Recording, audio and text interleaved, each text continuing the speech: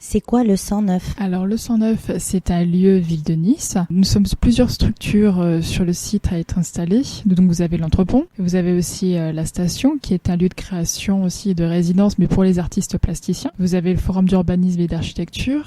Vous avez Botox, le réseau d'art contemporain. Vous avez des ateliers d'artistes aussi, plasticiens. Et puis, sinon, le 109, c'est aussi des espaces, des salles de concert, la grande halle qui accueille justement l'exposition de Ben, plus un lieu d'accueil pour des événements culturels, artistiques et éphémères. Alors, comme vous l'avez compris, ça va faire 10 ans bientôt que le 109 a pris son essor, son élan.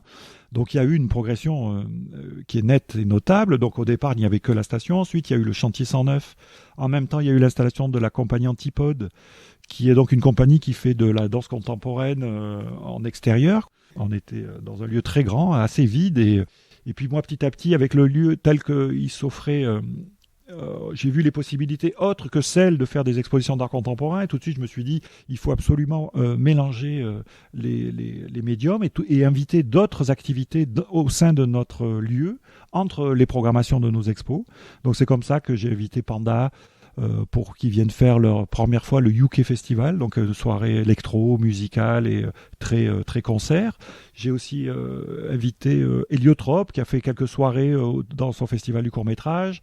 On a invité des troupes de théâtre qui voulaient un peu un espace pour travailler, qui avait besoin d'un lieu un peu de résidence. Et on a organisé des performances, des lectures, on a fait toutes sortes de choses qui étaient dans la volonté aussi d'ouvrir le lieu et de brasser le public et de montrer aussi que ce lieu pouvait offrir une programmation beaucoup plus éclectique. Donc cet éclectisme et cette ouverture du panel artistique, à mon avis, doit continuer à s'opérer. Donc depuis 2016 est venu s'installer l'entrepont avec toutes les compagnies qui le fédèrent, notamment les compagnies créatrices de l'entrepont, mais aussi celles qui adhèrent à l'entrepont, et plus les compagnies qu'ils accueillent en résidence, ce qui augmente aussi les propositions artistiques et le travail de recherche artistique qui peut se faire.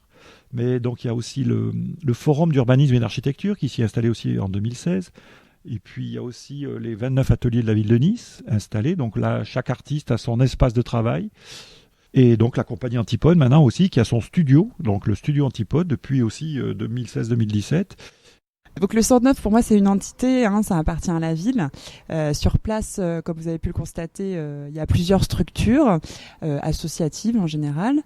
Donc le 109 en fait c'est une sorte d'enveloppe. Bon, il y a aussi le forum de l'urbanisme d'ailleurs, ça qui appartient à la mairie. Mais c'est une sorte d'enveloppe qui permet, en tout cas cette année, je pense que ça a été le cas pour éclairage public, qui était donc en juin dernier, qui a permis donc aux structures sur place de s'emparer un petit peu de ce lieu et d'en faire quelque chose où vraiment le public découvre le lieu et surtout toute la richesse culturelle qu'il peut y avoir. Et ça permet, comme on l'a vu avec éclairage public, des rencontres, d'amener des gens qui viennent voir l'exposition de Ben, les amener au spectacle vivant, et réciproquement d'ailleurs des gens qui viennent pour le spectacle vivant, ça leur permet de visiter l'expo de Ben. Donc oui, ça permet des échanges avec les à la fois plasticiens et comédiens, danseurs, chanteurs, marionnettistes.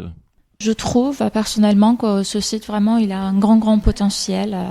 C'est vraiment un espace qui est exceptionnel, déjà de par sa taille, de par son équipe aussi, toutes ces associations qui sont réunies, l'entrepont, le hublot, la station, tout ça. C'est un lieu qui est très varié. On y retrouve vraiment toutes les formes artistiques, que ce soit la danse, la marionnette, le théâtre, les arts plastiques.